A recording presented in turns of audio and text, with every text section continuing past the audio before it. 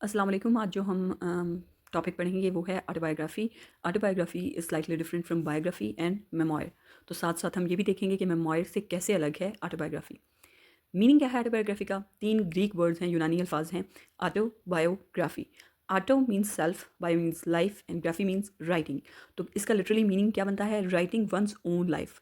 Biography جو ہے، خالی بایوگرافی، جس کو اردو میں سوانح عمری کہتے ہیں، وہ ہوتا ہے کہ کسی اور شخص کی زندگی کے سارے واقعات جو ہیں وہ آپ لکھتے ہیں بایوگرافی میں۔ جیسے کہ آپ جو علامہ اقبال پہ مضمون لکھتے تھے یا جو قائد اعظم پہ مضمون لکھتے ہیں، وہ بیسکلی ان کی بایوگرافی لکھتے ہیں آپ، مختصر قسم کی۔ اور آٹو بایوگرافی ہوتی ہے جب کوئی شخص خود اپنی زندگی کی کہانی لکھتا ہے، اسے کہتے ہیں آٹو بایوگرافی۔ اس کو اردو میں کہتے ہیں خود نوشت۔ ڈیفینیشن کیا ہے؟ An autobiography is a non fiction narrative in which a person writes the story of their own life. اپنی نان فکشن نیریٹو ہے، اپنی ہی لائف کی اسٹوری لکھتے ہیں، یوزلی ان کرونالوجیکل آرڈر، یعنی وقت کی ترتیب کے لحاظ سے۔ کرونالوجیکل آرڈر ہوتا ہے جس میں وقت کی ترتیب کے لحاظ سے چل رہے ہیں، کہ مثال کے طور پر اگر 1901 سے لے کر 1950 تک کے واقعات ہیں تو 1901 والا واقعہ پہلے آئے گا، پھر 1902 والا واقعہ آئے گا، اور پھر 1903 یا 4 والا واقعہ آئے گا۔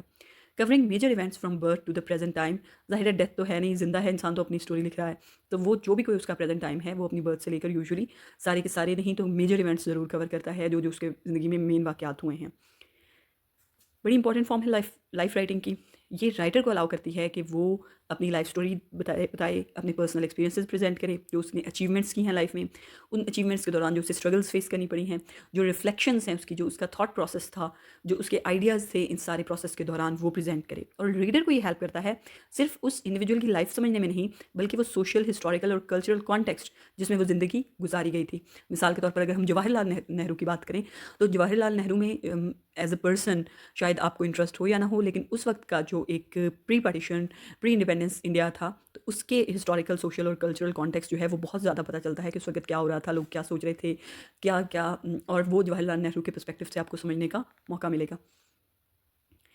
یہ جو ٹرم ہے اوریجن جو ہے آٹوبایوگرافی کا، اوریجن مطلب ابتدا کب ہوئی تھی، یہ ٹرم تو آئی تھی لیٹ 18th سینچری میں، لیکن جو پریکٹس ہے یہ جو اپنی زندگی لکھنے کی، یہ بہت پرانی ہے، اس ٹرم کے آنے سے بھی پہلے کی۔ جیسے کہ شروع میں ریلیجیس کنفیشنز ہوتی تھیں۔ اچھا، عیسائیوں میں ایک پریکٹس ہے کنفیشنز کی۔ ان میں یہ کانسیپٹ ہے کہ اگر آپ خدا کے سامنے یا خدا کے کسی نائب پادری کے سامنے اگر آپ اپنے گناہوں کے اعترافات کر لیتے ہیں تو وہ بیسیکلی آپ کی جو روح ہے وہ اس پہ سے وہ گناہ کا بوجھ ہٹ جاتا ہے۔ تو اس وقت یہ کنفیشنز کا ان کا ایک بہت اہم کانسیپٹ ہے۔ تو جو ریلیجیس کنفیشنز ہیں وہ لکھی جاتی تھیں، جو لکھتے تھے ریلیجیس لوگ تھے، وہ اپنی کنفیشنز لکھتے تھے، اپنی جو وہ اسٹرگلز ہوتی تھیں، جو ان کی برائی کی طرف کھینچنے کی اسٹرگلز ہوتی تھیں، ان کو وہ لکھتے تھے۔ تو وہ ریلیجیس کنفیشنز جو ہیں وہ ظاہر ان کی ذاتی زندگی سے ہوتی تھیں، تو اس میں آٹوبایوگرافیکل ایلیمنٹس ہوتے تھے، لوگ ڈائریز لکھتے تھے، پرسنل ڈائریز، وہ جو بعد میں پبلش ہوتی تھیں مشہور لوگوں کی، ان میں آٹوبایوگرافیکل ایلیمنٹس ہوتے تھے۔ ایون جو فلاسفیکل رائٹنگس ہیں، جیسے کہ کچھ لوگ جو ہیں وہ غور و فکر کرتے تھے فلسفے پہ، ان کا جو ڈیلی لائف تھا اس سے انٹریکشن ہوتا تھا، اس سے جو ان کی سوچ میں تبدیلی آتی تھی، وہ لکھتے ہوئے بھی اس میں آٹوبایوگرافیکل ایلیمنٹس یعنی اپنی ذاتی زندگی کے واقعات وہ شامل کرتے رہتے تھے۔ سب سے پرانی یا سب سے اہم جو ارلیسٹ، سب سے پہلی آٹوبایوگرافی انفلوئنشل سمجھی جاتی ہے وہ سینٹ آگسٹائنس کی کنفیشنز ہیں، جو انہوں نے 4th سینچری میں لکھی تھی۔ اور اس جو رائٹنگ ہے اس نے جو بعد میں آنے والی جتنی بھی آٹوبایوگرافیز ہیں ان کی بنیاد رکھی تھی، جس میں انہوں نے پرسنل ایکسپیرینس کو ملایا تھا سیلف انالیسس کے ساتھ، یعنی اپنی ذاتی زندگی کے واقعات لکھے تھے، اپنا خود کا تجزیہ کرتے ہوئے، خود کا محاسبہ کرتے ہوئے۔ ہسٹری اس کی اور ڈیولپمنٹ کیسے ہوئی آٹوبایوگرافی کی؟ سب سے پہلے جو ہے اینشینٹ یا میڈیول پیریڈ میں جو آٹوبایوگرافیز لکھی جاتی تھیں وہ موسٹلی ریلیجیس یا اسپریچول لائف کے لیے، اپنی روحانی اور مذہبی زندگی کے بارے میں، اور اس میں مورل گروتھ، آپ کی اخلاق کی جو تبدیلی آ رہی ہوتی ہے، جو آپ کا سیلف ایگزامینیشن ہے، خود احتسابی جو ہے اس پہ فوکس کیا جاتا تھا، جس میں ہم نے ڈسکس کیا ابھی کہ کنفیشن جو ہے سینٹ آگسٹائن کی وہ بڑی مشہور ہوئی۔ اس کے بعد رنائساں پیریڈ آیا جس میں انڈیویجولزم بڑھا، انفرادیت پر توجہ دی گئی، جو فرد ہے، فرد واحد ہے، اس کو فوکس کیا گیا۔ تو اس سے کیا ہوا کہ پرسنل اچیومنٹ اور سیلف آئیڈینٹی پہ فوکس لوگوں نے کہ میری ذاتی زندگی میں کیا کمالات کیے ہیں، میرا ذاتی تشخص کیا ہے۔ تو اس وقت کی جو دی بک آف مارجری کیمپ ہے، یہ ایک آٹوبایوگرافی تھی جس میں ذاتی زندگی پہ فوکس کیا گیا۔ اس کے بعد آئی 18th سینچری اور دلیل اور منطق اور لاجک کا دور آیا، ریزن کا دور آیا، سیلف کانشیسنس، خود آگاہی کا دور آیا۔ تو اس سے آٹوبایوگرافی جو ہے زیادہ سیکولر ہو گئی، یعنی کہ مذہب کے ساتھ وہ جو اس کا اٹیچمنٹ تھی، ایک وہ جو ڈیوائن اور مورالٹی کے ساتھ اٹیچمنٹ تھی، وہ تھوڑی کم ہوئی۔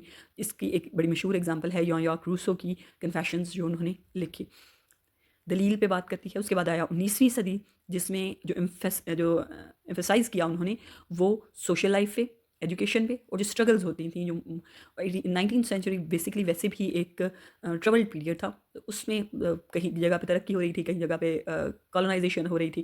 تو اس میں جو ہے وہ سوشل لائف, ایجوکیشن اور اسٹرگل پر زیادہ فوکس کیا گیا. اور اس وقت چونکہ ریالٹیز گرم ہوتی جا رہی تھیں, چینج آ رہے تھے, ٹرانسفارمیشن ہو رہی تھی بہت بڑے پیمانے پر, تو جو آٹو بایوگرافیز ہیں وہ زیادہ ریئلسٹک ہو گئی, حقیقت کے قریب ہو گئی, ان میں ڈیٹیلز زیادہ آنا شروع ہو گئی. جن میں سے ایک آٹو بایوگرافی جو ہے وہ بینجامن فرینکلن کی ہے, بڑی مشہور اس وقت کی.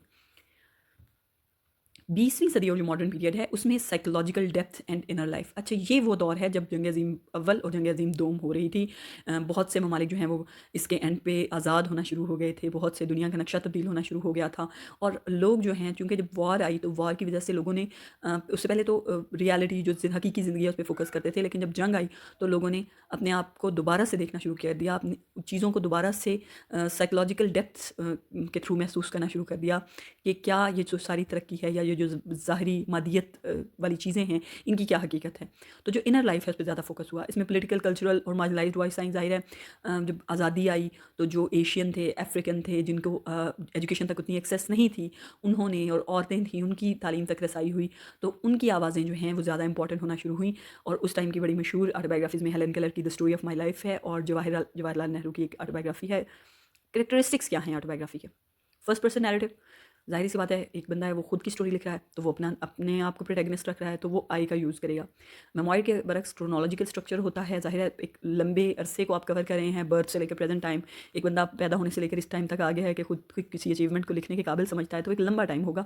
تو اس کو زمانی ترتیب کے ساتھ, یعنی پرانے ماضی سے لے کر حال تک ترتیب کے ساتھ لکھے گا. فیکچوئل اینڈ ٹروتھفل ہونا ضروری ہے, کیونکہ آپ ایک حقیقت آپ کلیم کر رہے ہیں کہ جو آپ کہہ رہے ہیں وہ حقیقت ہے. تو اس میں جو واقعات آپ بیان کر رہے ہیں, جیسے کہ اگر جواہر لال نہرو آٹو بایوگرافی لکھیں گے تو وہ جو انڈیپینڈنس ہے یا جو پارٹیشن ہے اس کے واقعات جو ہیں ان کو حقیقت کے قریب ترین جو ہے وہ لکھیں گے. تبھی اس چیز کی ویلیڈیٹی اور کریڈیبلٹی جو ہے وہ ثابت ہوگی. پرسنل ریفلیکشن, فیکٹس کے ساتھ ساتھ آٹو بایوگرافی میں رائٹر کی تھاٹس, ایموشنز اور ریفلیکشنز بھی شامل ہوتی ہیں. اس میں کمپریہنسو لائف کوریج ہوتی ہے, پوری کی پوری زندگی کو کور کیا جاتا ہے.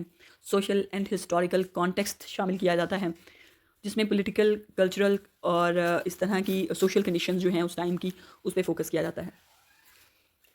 کمپریہنسو لائف کوریج کا مطلب ہے کہ پوری کی پوری لائف کور کی جاتی ہے, اور سوشل اور ہسٹوریکل کانٹیکسٹ بہت امپورٹنٹ ہے, کیونکہ بہت سے ریڈر جو ہیں وہ آٹو بایوگرافی میں انٹرسٹڈ ہی اس لیے ہوتے ہیں کیونکہ اگر اس وقت کی کوئی ایمیننٹ فگر ہے, جیسے جواہر لال نہرو کی ہم بات کر رہے تھے, تو وہ اس کا پرسپیکٹیو سمجھ سکیں. اچھا, یہ ایک پرپزفل نیریٹو ہے, یعنی یہ کسی پرسنل تھاٹ یا پرسنل انگیجمنٹ یا ایموشنل انگیجمنٹ کے لیے نہیں لکھا جاتا, بلکہ اس کی ایک مقصدیت ہوتی ہے, اس کا کوئی باقاعدہ پرپز ہوتا ہے. اور یہ لکھا جاتا ہے ریڈرز کو انسپائر کرنے کے لیے, اپنی اچیومنٹس ریکارڈ کرنے کے لیے, یا اپنے ایکشنز کو جسٹیفائی کرنے کے لیے, یا پھر ہسٹری کو پرزرو کرنے کے لیے. جیسے اگر ہم جواہر لال نہرو کی بات کریں تو اس میں یہ ساری کی ساری باتیں موجود ہیں. آٹو بایوگرافی کی ٹائپس کتنی ہیں اور کون کون سی ہیں؟ ٹائپس تو بہت سی ہیں, لیکن ہم کچھ کور کریں گے. اسپرچول آٹو بایوگرافیز ہیں جس میں جو آپ کی مذہبی یا روحانی ڈیولپمنٹ ہے اس کو کور کیا جاتا ہے. پولیٹیکل آٹو بایوگرافیز میں وہی بات کہ جس میں پولیٹیکل لائف اور نیشنل موومنٹ کو کور کیا جاتا ہے. انٹلیکچوئل آٹو بایوگرافی, آپ کی ذہنی جو گروتھ ہوئی ہے, آپ کی جو ذہنی ڈیولپمنٹ ہوئی ہے, جو آپ نے تعلیم کے میدان میں کامیابیاں حاصل کی ہیں, وہ انٹلیکچوئل آٹو بایوگرافی کہلاتی ہیں, جیسے کہ بینجامن فرینکلن کی آٹو بایوگرافی ہے. اس کے بعد لٹریری آٹو بایوگرافی جو ہیں اس میں جو آپ نے ادبی میدان میں کام کیا ہوتا ہے, جس میں مہاتما گاندھی کی آٹو بایوگرافی ہے مائی ایکسپیریمنٹس ود ٹروتھ, کیونکہ انہوں نے پولیٹیکل مقصد سے نہیں بلکہ اپنے جو ان کا انر جرنی تھی اس کو ریکارڈ کیا ہے, تو ان کے جو مائی ایکسپیریمنٹ ود ٹروتھ ہے وہ ایک لٹریری آٹو بایوگرافی ہے. اس کے بعد ہے جی انسپریشنل آٹو بایوگرافی, جس میں آپ کسی شخص نے کوئی ایسا کام کیا ہو جس سے ریڈرز کو انسپریشن ملتی ہو, تو اسے ہم انسپریشنل آٹو بایوگرافی کریں گے, جیسے کہ ہیلن کیلر کی ہے جو کہ ایک بلائنڈ اور ڈیف رائٹر ہیں.